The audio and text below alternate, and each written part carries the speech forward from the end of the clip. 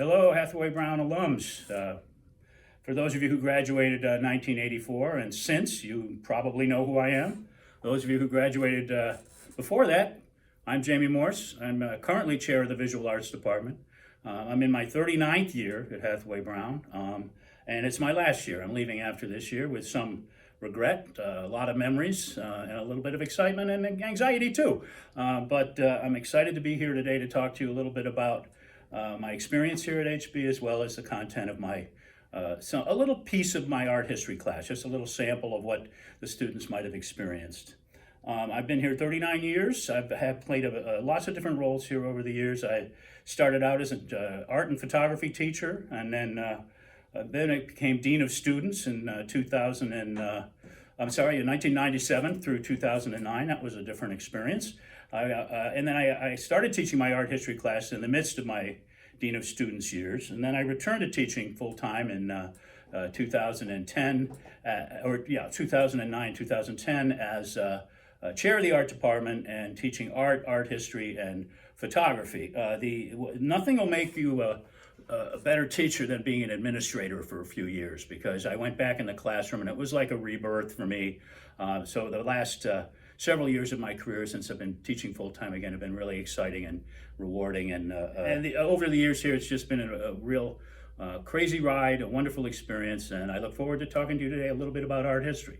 So I wanted to start by talking about, we're going to cover two artists today fundamentally, both women artists, one from the Baroque era and one from the modern art era. Many of you may be aware of both of these artists, but they have come to light in recent years as being far more influential than history traditionally treated them or valued them. And I'm going to start by talking about Artesima Gentileschi, and I'm going to introduce her by showing you some examples of work by Caravaggio. I'm going to start with this slide here. This is Caravaggio's Conversion of St. Paul. It's a legendary painting. This painting's in every art history book. Caravaggio innovated some very important things, some very important artistic concepts that some people, including me, believe him to be, in some respects, perhaps the most influential artist in the history of Western art. Not because of what he accomplished, just because of what he accomplished in his lifetime, but also of the influence he had to subsequent artists all the way through to the present day. So if you can see this painting, one of the things that he pioneered is called chiaroscuro. Americans pronounce it chiaroscuro, but in Italy it's chiaroscuro. And what it means is a high contrast dramatic lighting, almost like stage lighting. And he pioneered it. He also developed it to the point that it also took on a new name called tenebrism. And tenebrism is like an extreme version of chiaroscuro, because in some respects Leonardo da Vinci did chiaroscuro, as other Renaissance artists as well.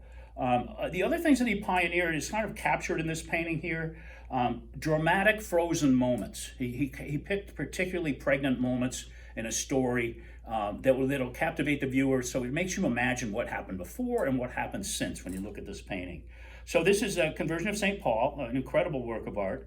And then I'm going to show you two more Caravaggios. And this one you're looking at now is called The Calling of St. Matthew. And it's probably his most well-known painting.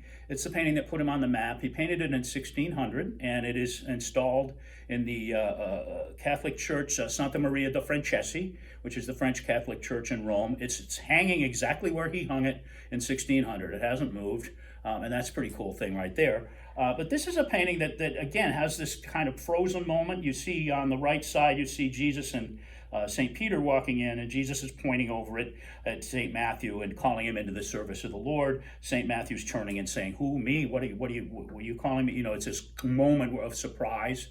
And you might also notice that he portrays the biblical figures as regular human beings. He pioneered the idea that religious paintings would have secular characters in them. So these figures in the painting are actually people from Rome, the streets of Rome, that people would have known at the time. Oh, that's so-and-so, I recognize that guy there.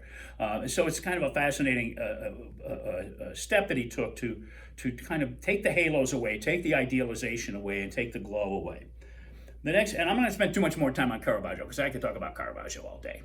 But the next painting I'm going to show you it relates to the artist I'm going to focus on. And this painting is called Judith Beheading Holofernes. And it's an Old Testament story that Judith Holofernes was an Assyrian commander, Assyrian general, and he was about to command his troops against the Israelites. And Judith invited him into her, her tent, and got him a little bit drunk, and he passed out. And she calmly sliced his head off, and that literally sliced the commander's head off from the army. So when the battle happened, they had no leadership, and the Israelites triumphed. It's a violent painting. This painting, and Caravaggio was a violent man. He actually murdered a man and spent a good portion of his life on the run from the law, which is ironic because we know almost for sure that he was also acquainted with Galileo. So here's a guy who can hang out with Galileo and then commit a murder, and so he's quite a colorful character, to say the least. But the reason this painting is relevant to this discussion, the next painting I'm going to show you now, is by the same subject, by Artemisia Gentileschi. Artemisia Gentileschi was also a Roman artist, and she was not forgotten over the centuries, but definitely minimized. And in the past 20 years or so, she's really become being regarded as actually one of the most important painters of the Baroque era, which is saying something, because the Baroque era not only includes Caravaggio, but it includes Rembrandt and Velázquez and so many of the great masters. And she's now ranked right up there with all of them. But you'll notice it's the same subject. And if you notice Judith in this painting here, she actually looks like a little more like she's really enjoying this experience and taking pride in what she's doing, where Caravaggio's version, Judith looks kind of casual, almost like she doesn't care. It's the same exact subject, and there's a reason that this subject was important to Artemisia Gentileschi. The reason is that she apprenticed under an artist that her father arranged, and the artist raped her, and it's a long convoluted story, but it ended up her family sued him, and they went to trial, or pressed charges against him, and they went to trial. But of course, the trial went on for weeks, and she was actually tortured in the trial with thumb screws to try to make sure her story was genuine. And it's a much more complicated story than that. But suffice it to say, she had a reason to have negative feelings toward men. I think that's a safe assumption. So that this painting had much more meaning to her than it did Caravaggio. I'll show you the next painting by Gentileschi. This is her self-portrait as the allegory of art. She did a lot of self-portraits, and much of her work she puts herself in much of her work. Not always, but quite often. And this is another self-portrait. This is her self-portrait as a lute player. And you can see the Caravaggesque style in this painting. The high contrast tenebrism, the frozen sort of moment, and the dramatic lighting, very much in the style of Caravaggio. And we know for sure that she knew Caravaggio personally as a child. She was probably 8 or 9 years old when her father introduced her to Caravaggio. Caravaggio's followers were called the Caravaggisti, which is he inspired hundreds of followers all over Europe. And by the way, one statement about Caravaggio that kind of summarizes him very well from the art historian Peter Robb. He said, there was art before him and there was art after him, and they were not the same. So he literally changed the course of art history, and you can see his influence in her work. But this gets more interesting on this slide. This is Susanna and the elders. And by the way, the Old Testament is full of powerful women, by the way, much more than the New Testament. And there is some belief that some of the women in the Old Testament were written out of the Bible. In fact, Judith was written out of the Bible, who slayed Holofernes. And it's kind of a fascinating thing to think about. There's a lot of reasons they think she was written out of the Bible. Some various stories are there, but one of the most interesting ones is that maybe she was just a little bit too powerful and a little bit too seductive and a little bit too strong a woman. And over the centuries, she kind of got faded out of the Bible. I wonder who's responsible for that.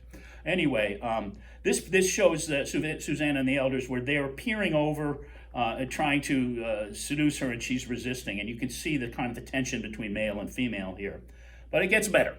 The next slide is a follow-up painting to Judith slaying Holofernes. It's Judith with her maidservant holding a basket with Holofernes' head in it. So, at first glance, this painting looks pretty benign. You look carefully at the basket and you see this rather violent result of her beheading him. The next one is also part of the same series. It's Judith and her maidservant, and down below, it's a little bit hard to tell, but down below you'll see her maidservant is also holding a basket with his head in it. They needed to present his head to the authorities, so they were careful in sneaking his head around. There's a lot of beheading in art history, by the way, and this is a pretty prime example of it. And then I'll just show you a couple more of her works that are really interesting. This one is a self-portrait as Catherine, as Saint Catherine with the wheel, and she's broken free from the wheel, and you can see she's an independent woman. So a lot of people, are sort of feel that she's like the first true feminist artist, and I think that's a little bit challenging to try to say, because I'm not sure the word feminism would apply in the 1600s. But her work really, and not all her work is about women dominating men, but a lot of it is, and so she's considered one of the sort of a proto-feminist artist. So some of today's powerful feminist artists, they likely would see her as an inspiration. The last one I'm going to show you is actually my favorite, and this one is called Jael and Sisera. And Jael is a woman much in fact, some people think the story of Judith is actually the same story as this one.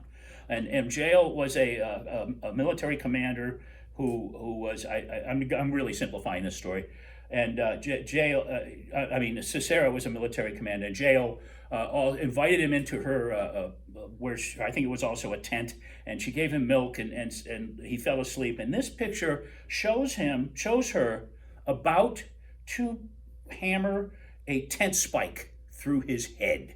So it's not the most subtle painting you'll ever see in your life, but it's pretty remarkable in its intensity and its depiction of women. So to summarize, Gentileschi was known, never forgotten, but she has, in the past 20 years, has been completely re-examined and reevaluated in terms of her stature as an influential artist. It's actually really an interesting story how that happened. And she's had recent years, they've had several major exhibitions of her work, and there's been recent discoveries of her work too. So she's one of these artists that's likely to be more of her work's going to be discovered, because I think many of her works were misidentified over the centuries. Also, she made a great career for herself, this is something a lot of historians didn't realize until recently. She worked in Italy, she worked in France, she worked in England, she traveled all over Europe, and she did portraits of the nobility. She did commissions for altarpieces around Europe. So she was an internationally known artist in her own time, and one of the primary internationally known artists in her own time, who was not forgotten but was definitely minimized over the centuries and has made a resurgence.